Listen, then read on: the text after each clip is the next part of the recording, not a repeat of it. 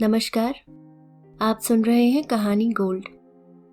आइए सुनते हैं मालती जोशी जी की लिखी कहानी एक कर्ज एक अदायगी। दिसंबर की एक सर्द शाम थी। हॉस्टल में 7 से 9 वाला पढ़ाई का घंटा चल रहा था। वातावरण में एक सुखद शांति व्याप्त थी। दिन भर की आपाधापी के बाद मैंने भी अपने को आराम कुर्सी की गोद में डाल दिया था। पैरों पर हल्का ऊनी शॉल था और हाथ में हरमीना ब्लेक की गोल्डन मून ऑफ अफ्रीका पुस्तक। तभी लगा दरवाजे पर कुछ खुसुर-पुसुर हो रही है। पुस्तक पर से नजरें हटाए बिना ही मैंने कहा, यस कम इन। रोहिणी और सुजाता ने डरते डरते प्रवेश किया। कहो। दोनों एक दूसरे का मुंह देखने लगी। अरे बोलो ना, क्या फिर अरुणा से झड़प हो गई है? जी नहीं। फिर? जी वह राम कुंवर है ना, बहुत जोर से रो रही है। सुजाता ने खबर दी। बहुत जोर से रो रही है, क्या मतलब? मैंने पूछा। मतलब है फूट फूट कर रो रही है, रोहिणी ने बतलाया। 10वीं में पढ़ती थी ना, इसलिए उसकी भाषा सवरी हुई थी। भाई रो क्यों रही है, जरा ठीक से खोल कर क्यों नहीं बताती? मैंने खींचकर कहा। दीदी उसके 50 रुपए किसी ने निकाल लिए। 50? वही तो नहीं जो सुबह मनी ऑर्डर से आए थे? जी हाँ, मनी ऑर्डर लेकर उसने जल्दी में डेस्क ही में रख दिया था। स्कूल की बस आ चुकी थी ना, इसलिए। पागल है, मेरे पास रख जाती। उसे कहो ठीक से देखे, किसी किताब में रख दिए होंगे। शाम से लेकर अब तक सारी किताबें कॉपियां देख डाली हैं, बिस्तर और संदूक तक नहीं छोड़े, सुजाता ने कहा। अच्छा जाओ, उसे मेरे पास भेज दो, मैंने उकताकर कहा। इतना अच्छा प्रसंग चल रहा था, इन लोगों ने उपन्यास का सारा मजा किरकिरा कर दिया।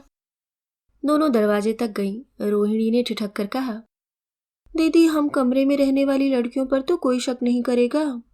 उसका चेहरा बड़ा करुण हो गया था। बड़े बाप की बेटी थी, स्वाभाविक था। दैट वी विल सी, तुम उसे भेजो तो। वे दोनों चली गईं। दैट वी विल सी, तुम उसे भेजो तो। वे दोनों चली गईं। अब मुझे राम कुंवर की प्रतीक्षा थी। सुबह मनी ऑर्डर लेते समय उसका श्यामल चेहरा खुशी से कैसा खिल उठा था, मुझे भूला नहीं था। अगले हफ्ते ही हायर सेकेंडरी की परीक्षा में फॉर्म भरने थे। उसे विश्वास नहीं था कि फीस की रकम 48 रुपए उसका मिडिल पास चपरासी भाई एक साथ भेज सकेगा। मैडम ने उसे आश्वासन दिया था कि फीस की व्यवस्था हो जाएगी, फिर किस्तों में अदा होती रहेगी। मुझे सचमुच उस व्यक्ति की नीच मनोवृत्ति पर बड़ा क्रोध आया, जिसने राम कुंवर के पैसों पर हाथ साफ किया था। जनजातियों के लिए सुरक्षित छात्रवृत्ति के सहारे वह हमारे यहाँ पढ़ रही थी। हर महीने घर से आने वाले 10-15 रुपयों के साथ वह तेल, साबुन, कॉपी पुस्तकों का खर्च बड़ी कुशलता से चलाती थी। हर महीने घर से आने वाले 10-15 रुपयों के साथ वह तेल, साबुन, कॉपी पुस्तकों का खर्च बड़ी कुशलता से चलाती थी, और तारीफ यह थी कि माथे पर शिकन तक नहीं। लेकिन यह नुकसान सचमुच बहुत बड़ा था, इसलिए उसके धीरज का बांध टूट पड़ा था। 5-10 मिनट बीते होंगे कि राम कुंवर दरवाजे पर थी। सीधे पल्ले की साड़ी में सिर और हाथ ढके वह गठरी सी बनी हुई थी। तुमने फिर स्वेटर नहीं पहना ना? मैंने पूछा। स्वेटर मैं स्कूल में पहनती हूँ, दिन रात पहनने से गंदा हो जाता है, उसने दबी आवाज में कहा। उसका यह उत्तर भी रटा हुआ था, पर कर्तव्य के नाते मुझे कभी कभी टोकना भी पड़ता था। ज्यादा जोर देती तो यही कहती, यहाँ चादर ओढ़ने से भी काम चल जाता है, या यह कि हम लोग गांव के हैं, इतनी सर्दी हमारे लिए कुछ भी नहीं है। उसका बस एक उसूल था, यहाँ कैसे भी रहे स्कूल में सब ठीक ठाक दिखना चाहिए। हाँ, यह रुपए खोने का क्या चक्कर है? मैंने मूल विषय पर आते हुए पूछा। आंसुओं का एक सैलाब सा फिर उमड़ पड़ा। मेरे सांत्वना भरे शब्दों के सहारे उसने वही कहानी फिर दोहरा दी, और मैंने उसकी लापरवाही पर नरमी के साथ एक लेक्चर पिला दिया। लेकिन इसके बावजूद समस्या तो अपनी जगह वैसी ही थी। प्रश्न सिर्फ खोए हुए पैसों का नहीं था, पैसों का दोबारा इंतजाम भी जरूरी था। मैंने कहा, फॉर्म भरने में तो अभी 1 हफ्ता है, तब तक तुम्हारे भाई के पास पत्र पहुंच जाएगा ना? उसने अपनी बड़ी बड़ी आंखों से मेरी ओर देखा। हम लोग यहां भी खोजबीन करेंगे, मैंने उसे आश्वस्त करते हुए कहा, पर तुम्हारे भाई को समय रहते खबर होना बहुत जरूरी है। दीदी, उसने कुछ ठहर कर कहा, मैं परीक्षा अगले साल दे दूंगी। घर से दोबारा पैसे मंगवाने की बात सोची भी नहीं जा सकती। पागल हो गई है? 50 रुपए के पीछे साल बिगाड़ेगी, और अगले साल वजीफा मिल ही जाएगा, इसका क्या ठीक है। 50 रुपए, मुझे मालूम है मेरे दादा ने ये रुपए कैसे जुटाए होंगे। इसको लेकर घर में भौजी से कितनी कलह हुई होगी, इसकी कल्पना मैं कर सकती हूँ। इसी से तो कह रही हूँ दोबारा पैसे मांगने की मैं बात भी नहीं सोच सकती। और फिर वह फफक कर रो उठी। यह समस्या उसके लिए सचमुच बड़ी रही होगी। नहीं तो घर की बात जबान पर लाते उसे अब तक किसी ने नहीं देखा था। सहनशीलता ही उसकी विशेषता थी। यही उसे अपने साथ की लड़कियों के बीच लोकप्रिय बनाए हुए थी। इस छात्रावास में प्रतिवर्ष 2 सीटें आदिवासी तथा जनजाति की छात्राओं के लिए सुरक्षित थीं, और मेरे लिए ये लड़कियां बड़ा ही सिरदर्द साबित होती रही थीं। बेचारी एकदम भिन्न वातावरण और परिवेश से आती थीं और इस नए जीवन से बौखलाई सी रहती थीं। कुछ तो अपना अलग ग्रुप बना लेती, कुछ एडजस्ट न कर पाने के कारण घुन्नी या फिर झगड़ालू बन जाती। लेकिन राम कुंवर इन सबसे अलग थी।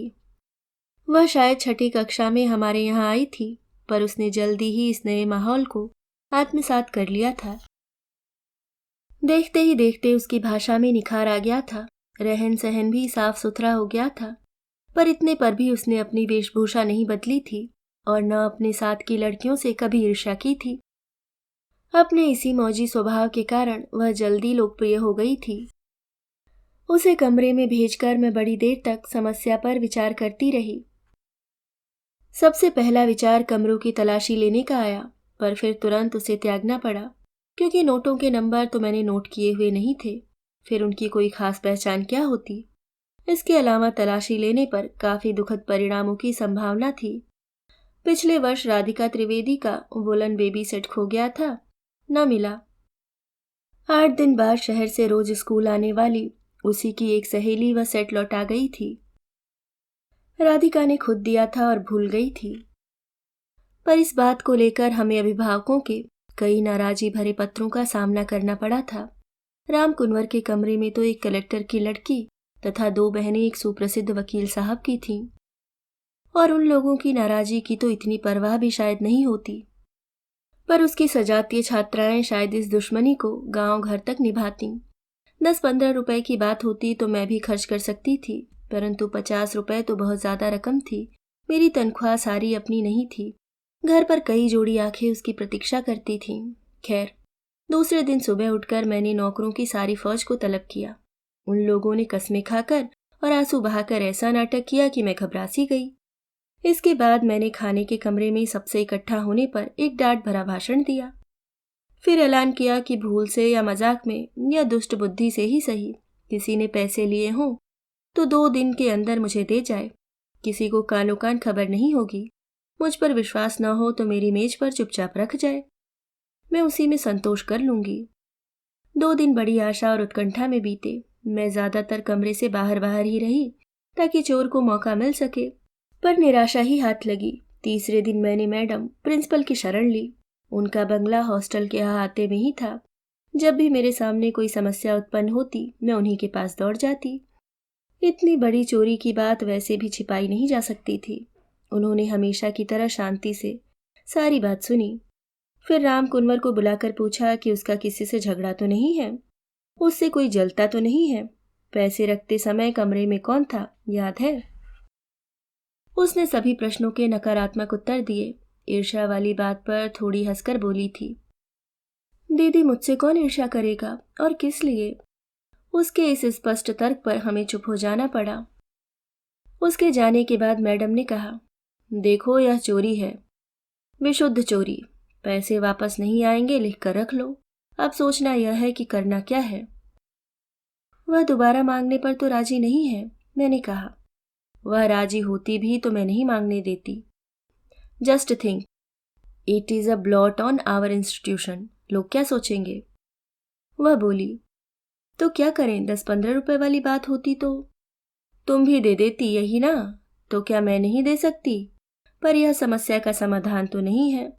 अच्छा ऐसा करो, प्रार्थना के बाद लड़कियों को रोकना, मैं आऊंगी। मैंने जल्दी जल्दी हॉस्टल लौटकर प्रार्थना कक्ष का मुआयना किया। सब ठीक ठाक था।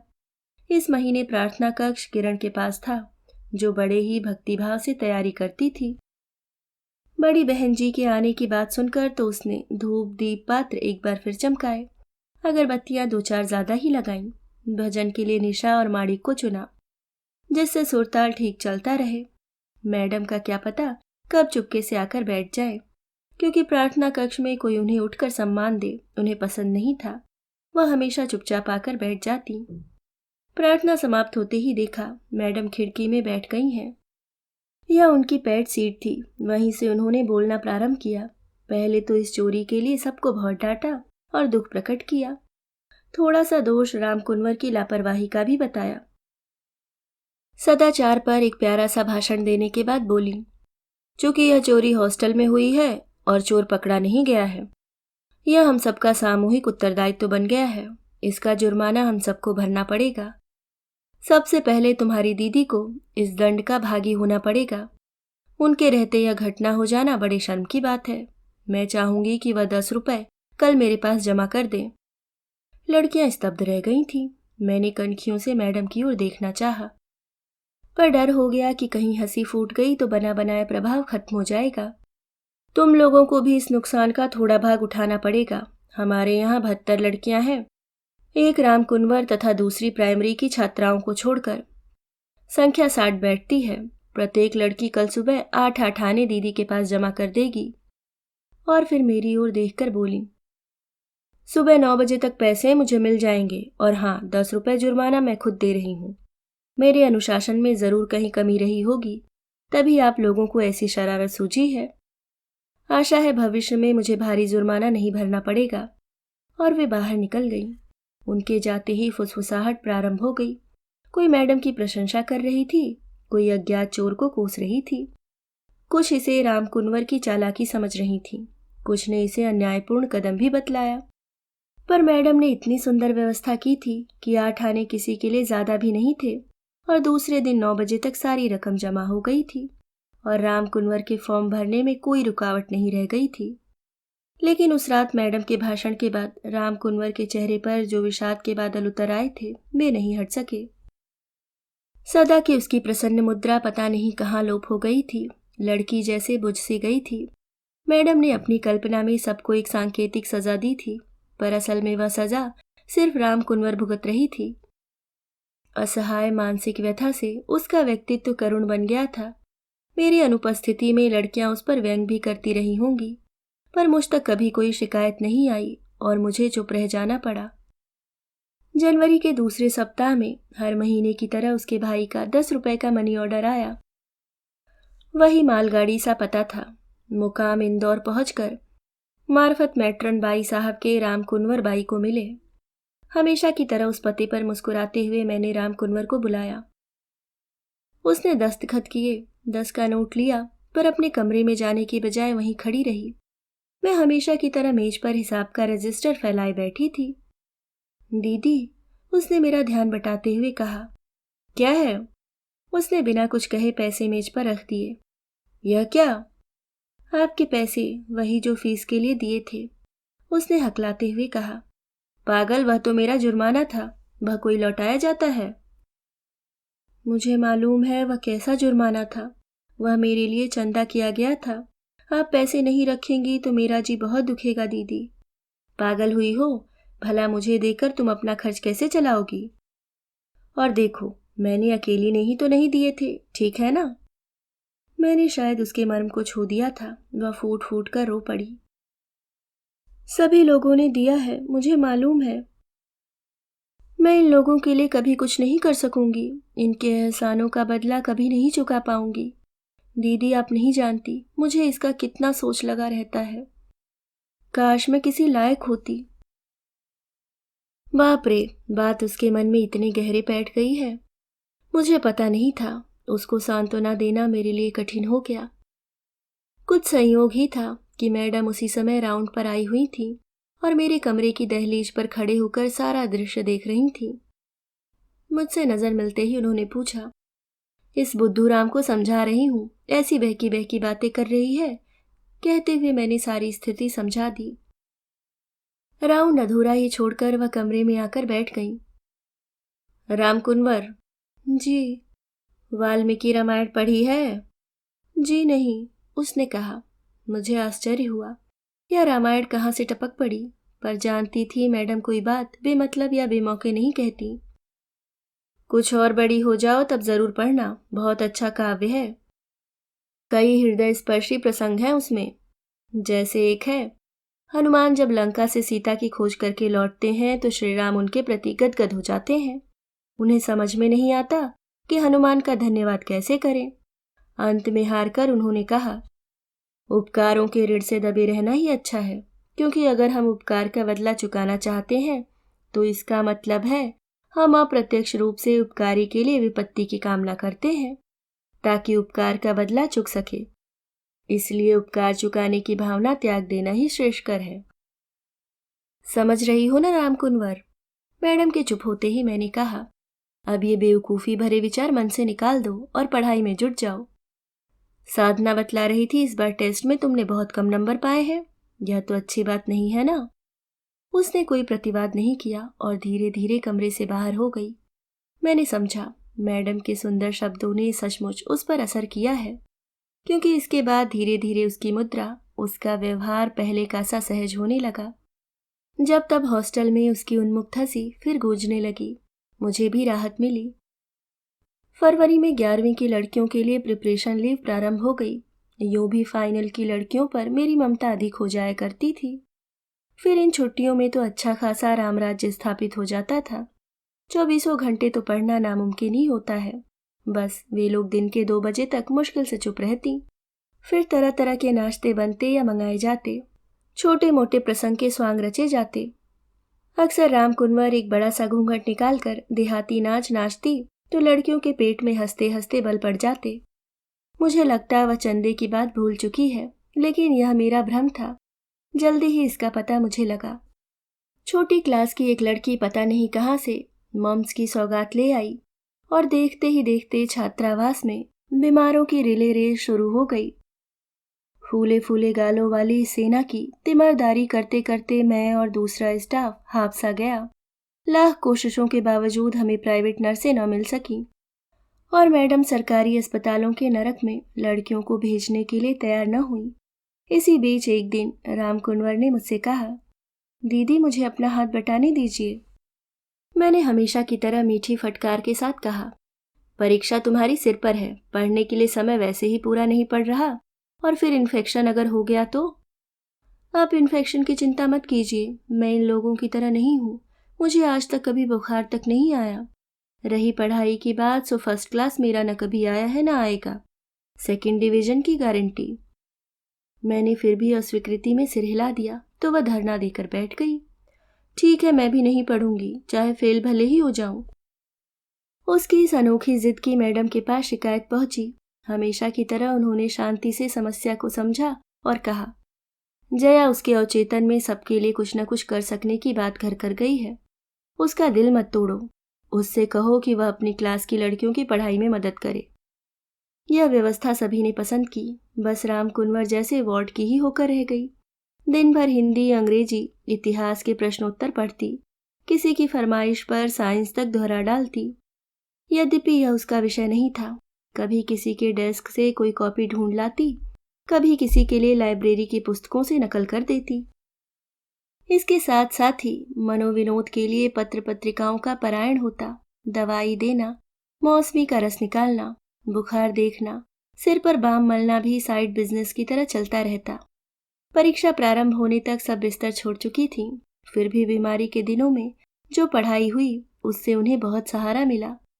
जब वे मुक्त कंठ से राम कुंवर का धन्यवाद करती तब उसका चेहरा खुशी से खिल उठता। 22 मार्च को परीक्षाएं समाप्त हुईं। हॉस्टल छोड़कर जाने वाली लड़कियों के विदाई कार्यक्रम के 2 दिन आंसू और विषाद में डूब गए। हर साल मुझे एक बार इस करुण प्रसंग से होकर गुजरना पड़ता है। ठीक कन्या की विदाई का दृश्य याद आ जाता, पर भूल कर भी यह इच्छा न होती कि ये लोग फेल होकर दोबारा पढ़ने के लिए आए। राम कुंवर को जाने की कोई जल्दी नहीं दिखाई दी।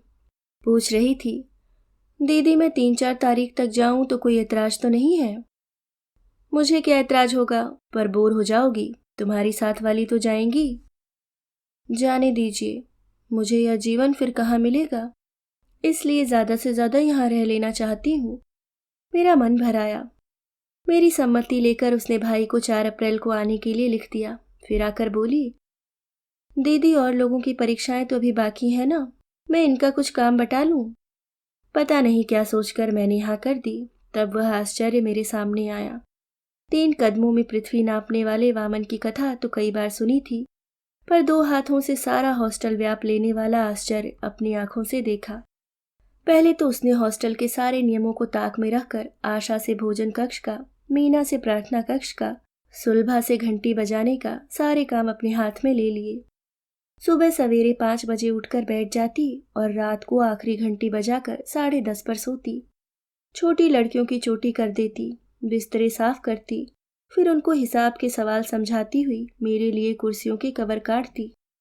मैं कहती, छोकरी, जरा आराम किया कर। दीदी, घर जाकर आराम ही तो करना है, वह उत्तर देती। उस दिन कवर्स तैयार हो गए थे। उसने कुर्सियों को झाड़ पोंछ कर नए कवर्स लगाए, नया मेज पोश बिछाया। फिर मेज की दराज को ब्रासों से चमकाने बैठ गई। मैडम उस दिन काफी अरसे बाद राउंड पर आई थी। शायद कहीं एग्जामिनर बनकर गई थी। वह कमरे के सामने से गुजरी तो ठिठक गई। क्या बात है जया, कमरा तो तुम्हारा एकदम चमक रहा है। जी, यह सब राम कुंवर की करतूत है। उसे डर है कि मैं उसे भूल जाऊंगी, इसलिए मेरी अलमारी से लेकर सारे कमरों के दरवाजों तक को इसने अपने रंग में रंग दिया है। अब सुबह शाम इसे याद किए बिना चारा नहीं है। मैंने हंसते हुए कहा, वेरी गुड। मैडम ने कढ़ाई का मुआयना करते हुए कहा, लेकिन भाई, दीदी पर इतनी मेहरबानी और हमारे लिए कुछ भी नहीं। सच बताना, मुझसे ज्यादा तो इन्हीं की डांट खाई है ना? मैडम ने मुस्कुराकर कहा। राम कुंवर संकोच से गड़सी गई, फिर हौले से बोली, आपको आपको कुछ देने की बात तो मैं सोच भी नहीं सकती। श्रद्धा से ओतप्रोत उसका यह वाक्य सुनकर मैडम ने उसे गले से लगा लिया। उनके रोबीले गौरवर्णीय व्यक्तित्व के सामने उसका सांवला बूटा सा शरीर अजब लग रहा था। मैडम ने भर्राए कंठ से कहा, हम तो अपनी राम कुंवर को इसलिए याद रखेंगे कि उसने हमें कुछ नहीं दिया। और उन्होंने उसका माथा चूम लिया। मैडम को इतना भाव विहल होते मैंने पहले कभी नहीं देखा था। अभी आप सुन रहे थे मालती जोशी जी की लिखी कहानी एक कर्ज एक अदायगी।